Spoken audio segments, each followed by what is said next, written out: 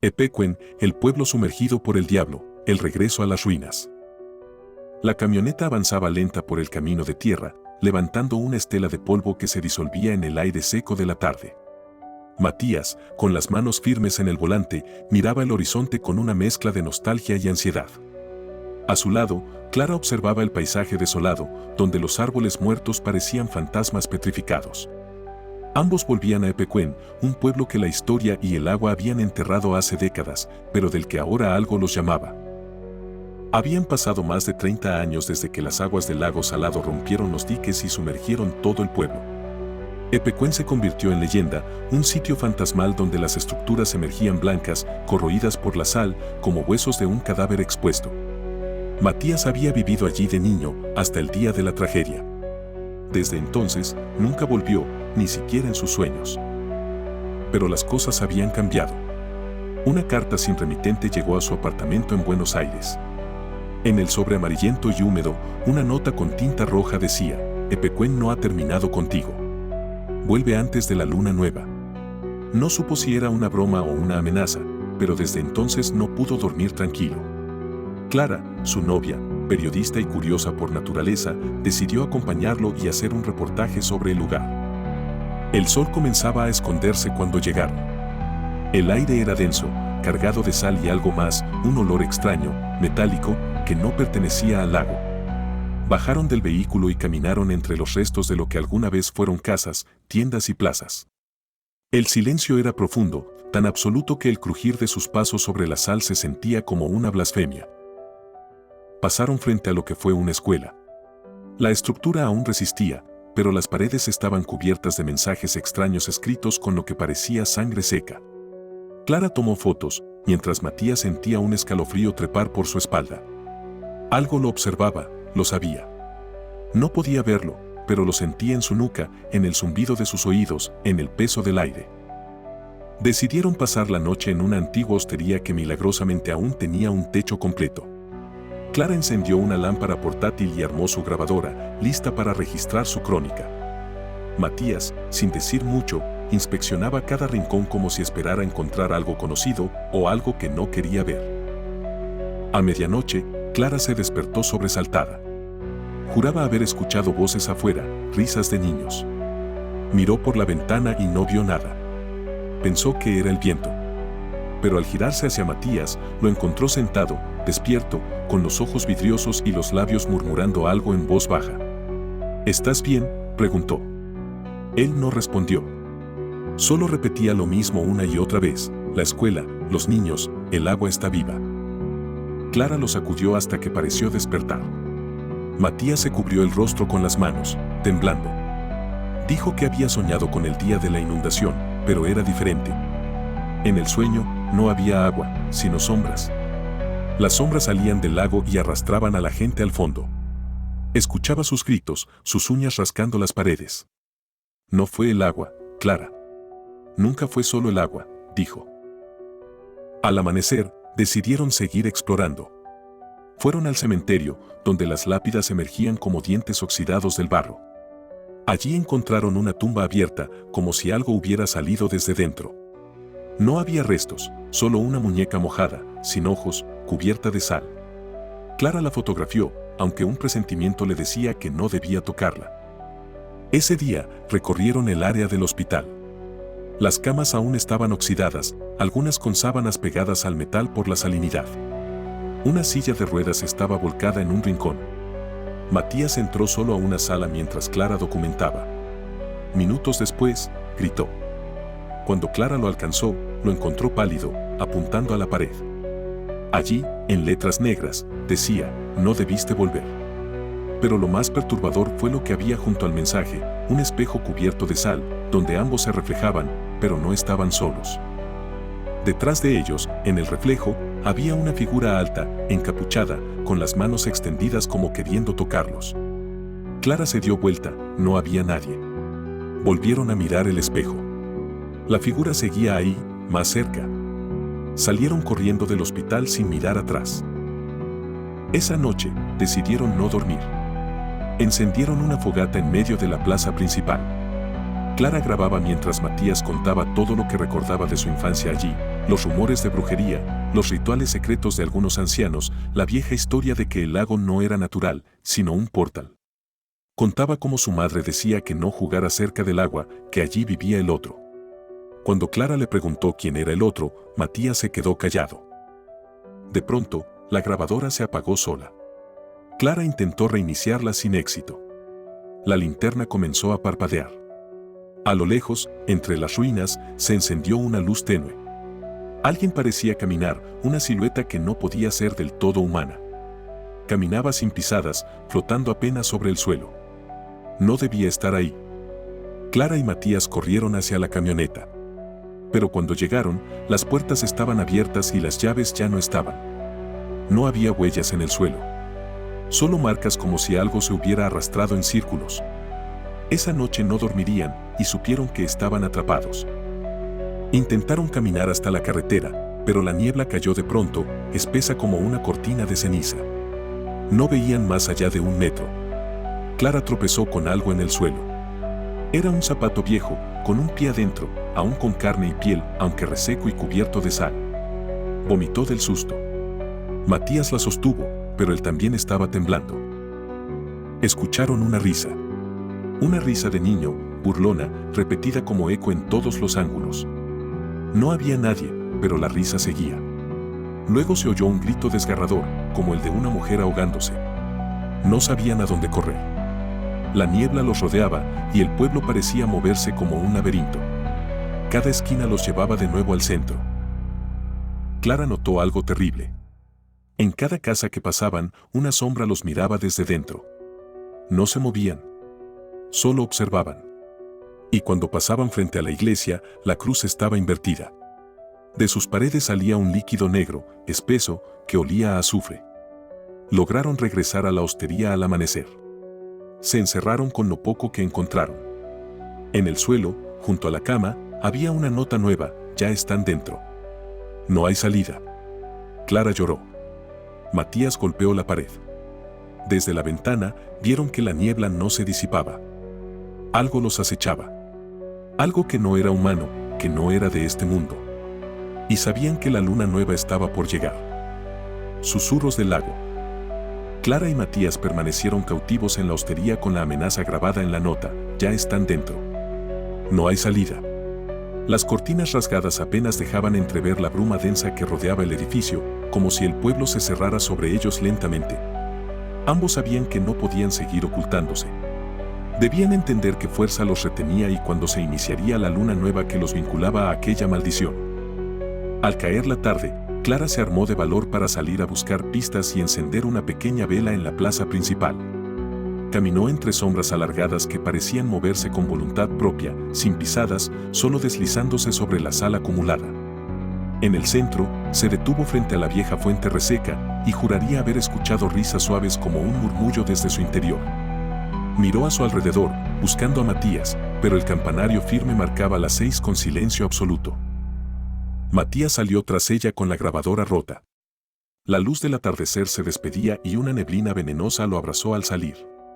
Oyó un llanto infantil detrás de una casa derruida, sonaba real, como si alguien rompiera un vidrio. Se acercó sin pensar y descubrió una cuna oxidada meciéndose sola, dentro de ella, un muñeco antiguo con la cara quemada y salpicado de sal oscura. Cuando levantó el muñeco, vio su reflejo en un charco cercano. Sus ojos estaban cubiertos de una capa líquida negra y su rostro no era el suyo. Fue en ese momento cuando comprendió que Epecuén se reflejaba en su mente y viceversa. De pronto, escuchó un golpe seco detrás.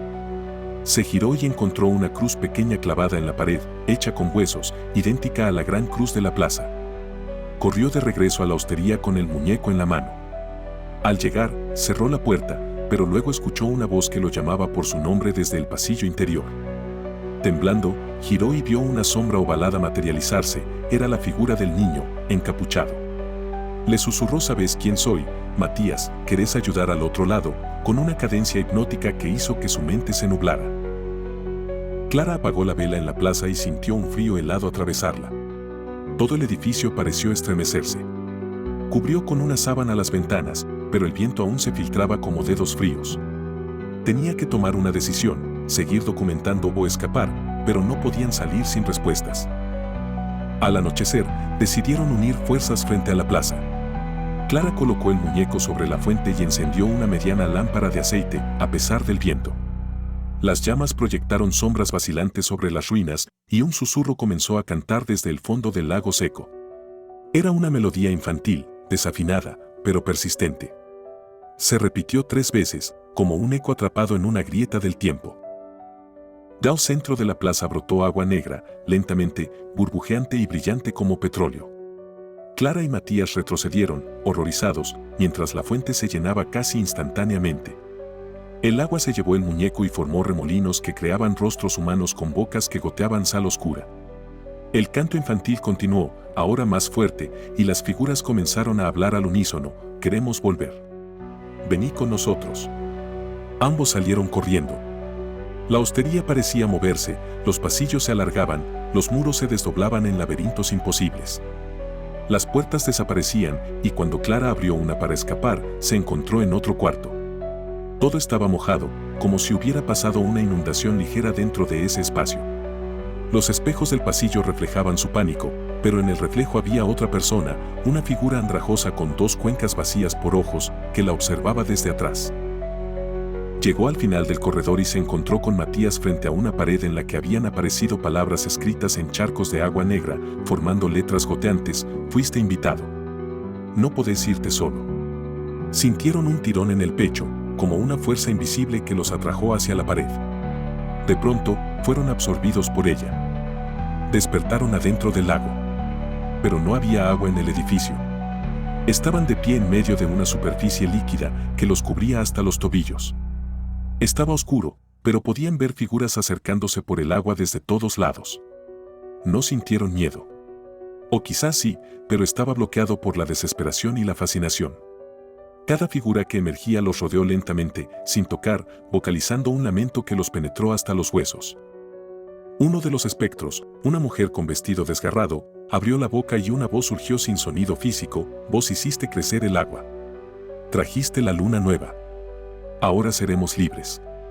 Los otros comenzaron a enfilarse detrás de ella como un desfile inversionado y Matías se puso rígido. Clara levantó la linterna, pero la luz se apagó y no volvió.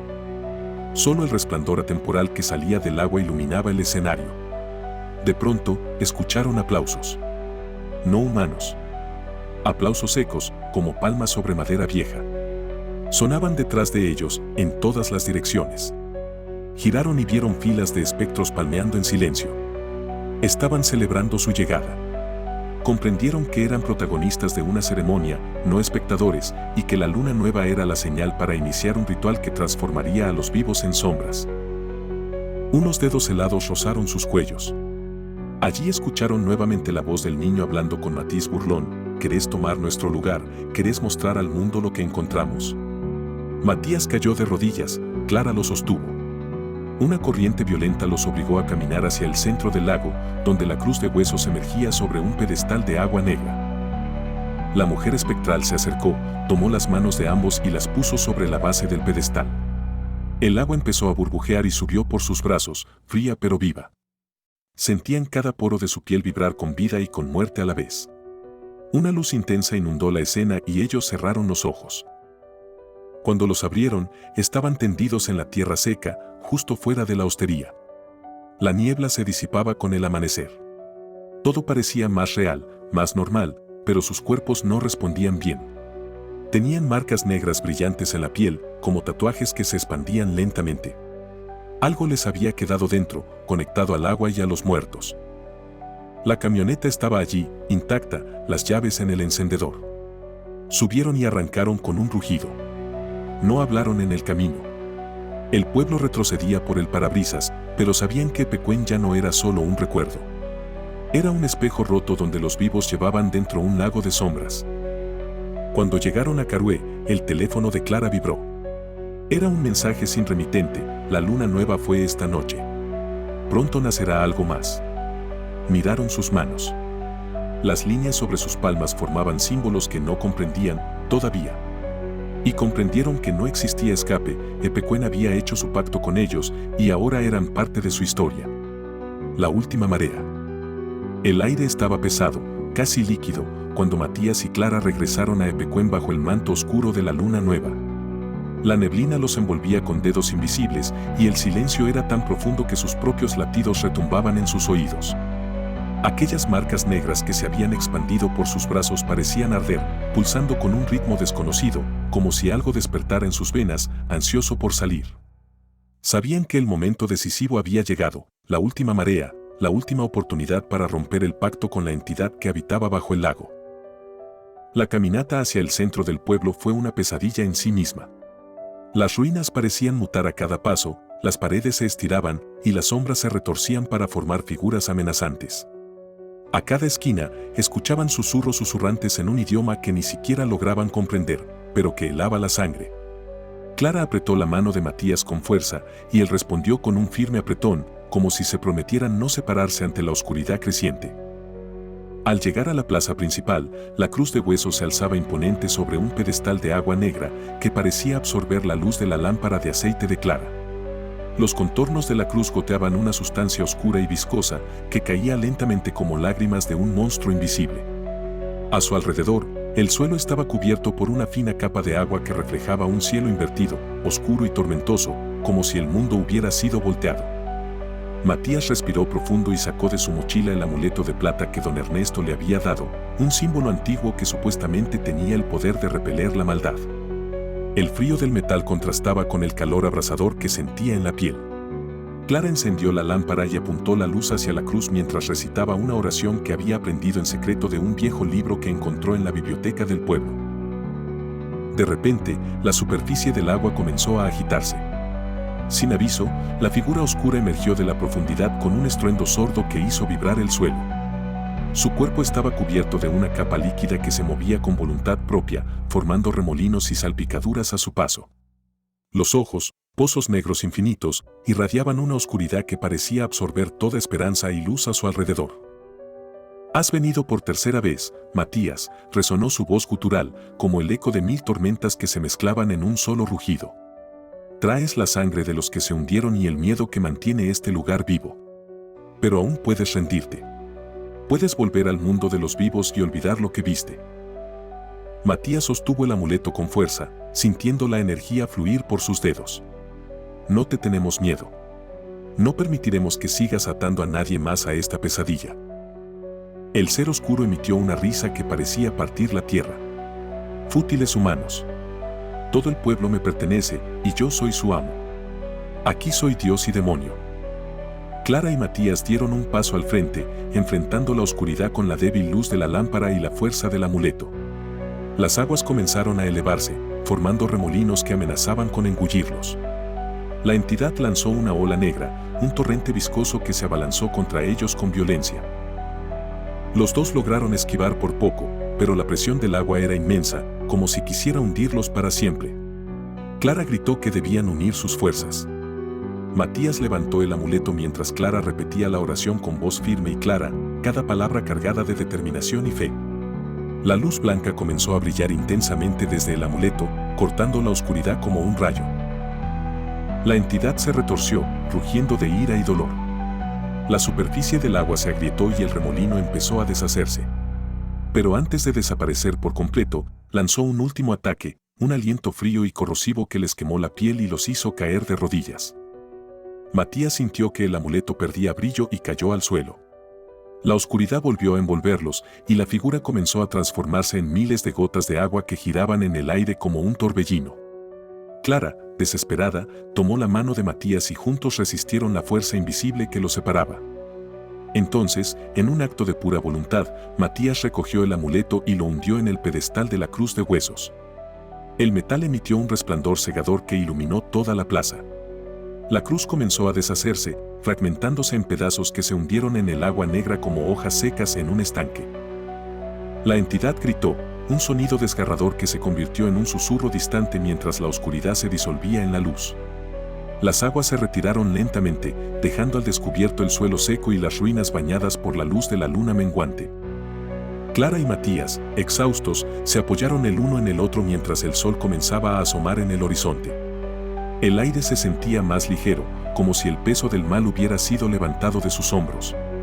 Sabían que el ciclo había terminado, que la maldición del pueblo sumergido se había roto. Sin embargo, cuando miraron sus manos, vieron que las marcas negras todavía estaban allí, aunque ya no ardían ni pulsaban. Eran recuerdos, cicatrices de una batalla contra algo que trascendía lo humano.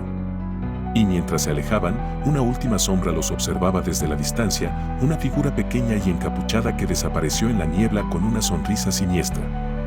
Epecuén dormía ahora en paz, pero la historia del pueblo sumergido por el diablo seguiría viva en susurros y leyendas, esperando el día en que alguien más desafiara sus aguas oscuras. Si el video te ha gustado, dale me gusta. Te invitamos a seguirnos en YouTube y en Spotify. Búscanos como Historias de Terror.